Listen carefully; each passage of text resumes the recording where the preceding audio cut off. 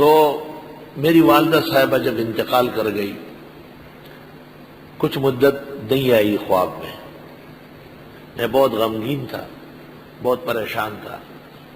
تو میں نے کچھ اعمال کیے بزرگوں سے، اپنے استاذوں سے پوچھ کر، تو میری والدہ خواب میں آئی اور اس نے مجھے کہا کہ یہ جو گھروں میں کڑائی ہوتی ہے نا، جس میں حلوہ پکتا ہے، چیزیں پکتی ہیں، کڑے جو دم ہوا ہے، کہ اس میں اختلاف ہو گیا تھا۔ کل ہی ایک ساتھی نے بتایا کہ اس نے بینک سے رقم نکالی 9-10 لاکھ، وہ ڈبل آ گئی، تو آنے میں اس کو دیر ہو گئی، تو مجھے بتایا کہ واپس چلا گیا، بینک والوں کو واپس کیے۔ ہمیں کیا ضرورت ہے لوگوں کی چیزیں رکھنے؟ ایک پائی کسی کی آپ نے رکھی، آپ کو پتہ ہے اس کا حساب دنیا میں چکا ہے، معاملہ صاف کر کے کفن میں لپٹے، اس مٹی میں پھر کوئی چھڑا نہیں سکے گا، یاد رکھنا۔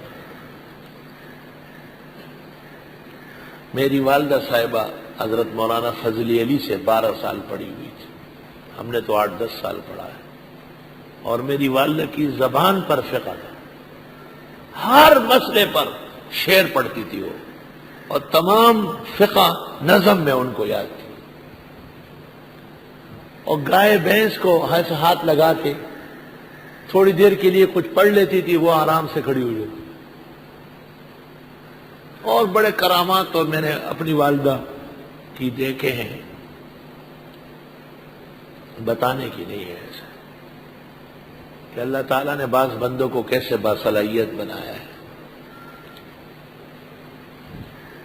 میں 10ویں جماعت میں تھا اور کتابیں پڑھ رہا تھا، یہ کافیہ، شافیہ، تلخیص، بدیع المیزان، نفحۃ الرب، مقامات، یہ 7-8 سبق روز پڑھتا تھا، اور اگلے سال کراچی آنا تھا ایک، تو میری والدہ صاحبہ، چونکہ میں چھوٹا بیٹا تھا، پلنگ پہ ساتھ بیٹھ کے ان کو دباتا تھا، تکلیف تھی، تو اس دوران مجھے ایک دن گریبان سے 2-3 دفعہ پکڑا اور مجھے کہا کہ آپ اپنے بھائیوں کا خیال رکھیں گے۔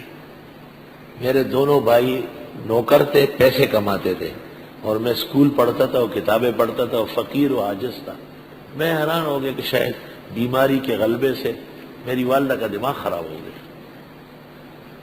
مجھے کہا کہ نہیں، دماغ ٹھیک ہے، آپ دیکھیں گے کہ ایسا ہے یا نہیں۔ اب جاننے والے جانتے ہیں، الحمدللہ۔ یہ والدہ صاحبہ کی کرامت، انہیں ان کی نظر دیکھو ذرا۔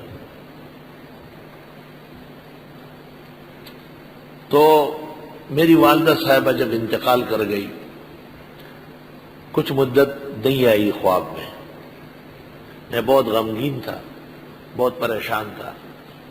تو میں نے کچھ اعمال کیے بزرگوں سے، اپنے استاذوں سے پوچھ کر، تو میری والدہ خواب میں آئی اور اس نے مجھے کہا کہ یہ جو گھروں میں کڑائی ہوتی ہے نا، جس میں حلوہ پکتا ہے، چیزیں پکتی ہیں، کڑے جو دم ہوا ہے، کہ اس میں اختلاف ہو گیا تھا ایک پڑوسن سے، غلطی سے اس کی کڑائی ہمارے ہاں آئی، تو والدہ نے کہا کہ اس کو گرم کر کے مجھے تکلیف دے دے۔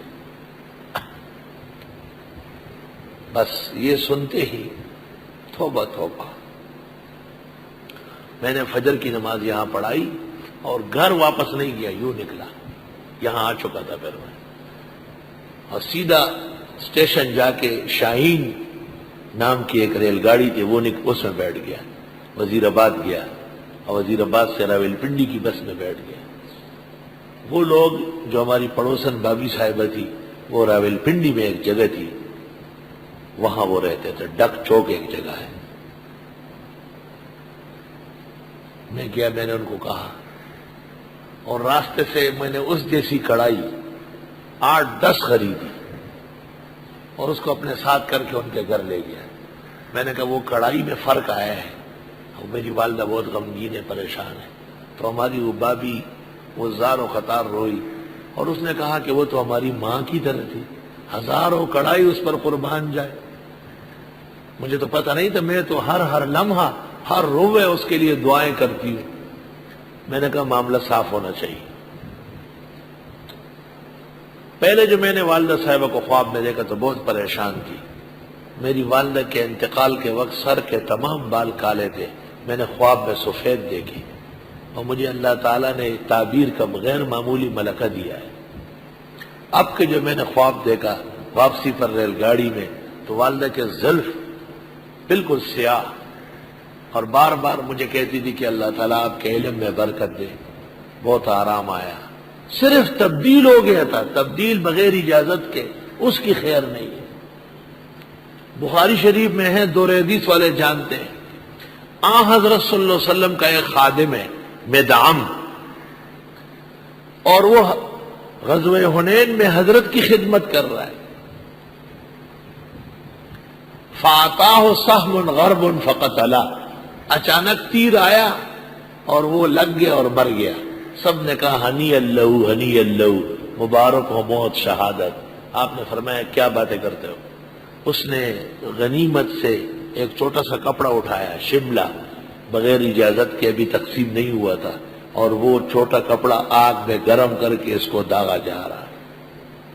طالب علموں، ایک دوسرے کے جوتے اٹھانا یا ایک دوسرے کی چیز بغیر اجازت کے اٹھانا، ڈرو آخرت سے۔ آپ اگر بچیں گے نہیں گناہوں سے، بے احتیاطی سے، تو کون بچے گا؟ پیبل بند خدے نہ پخپو کے پیزار تنگ، اور مغلو داڑا خدا نہ پکور کے مدام جنگ۔ ننگے پاؤں چلو، کوئی فرق نہیں پڑتا، لیکن کسی کے چپل جوتے نہیں پہنا کرو۔ یہی مبارک پیر تمہارے پھولوں کی طرح ان کو داغا جائے گا، بچانے والا کوئی نہیں ہو۔ یہی سے بچنے کی کوشش کرو۔ جو گواہی چھپائے فَإِنَّهُ آثِمٌ قَلْبُهُ، پس بے شک گناہگار اس کا دل ہے۔ اللہ اکبر، شہادت کا تعلق صحت قلب سے ہے۔ واللہ بما تعملون علیم، اور اللہ تعالیٰ جو تم عمل کرتے اس کو جانتے ہیں۔ اعوذ باللہ من الشیطان الرجیم، بسم اللہ الرحمن الرحیم۔ یا ایہا الذین آمنوا اذا تداینتم بدین الى اجل مسمى فاکتبوا ولیکتب بینکم کاتب بالعدل ولا يأبى كاتب أن يكتب كما علمه الله فليكتب وليملل الذي عليه الحق وليتق الله ربه ولا يبخس منه شيئا فإن كان الذي عليه الحق سفيها أو ضعيفا أو لا يستطيع أن يمل هو فليملل وليه بالعدل۔ السلام علیکم جی دوستو، آپ نے دیکھا اور سنا شیخ مفتی ظہور علی خان رحمۃ اللہ علیہ کو کہ شیخ مفتی ظہور علی خان رحمۃ اللہ علیہ کیا بیان فرما رہے تھے۔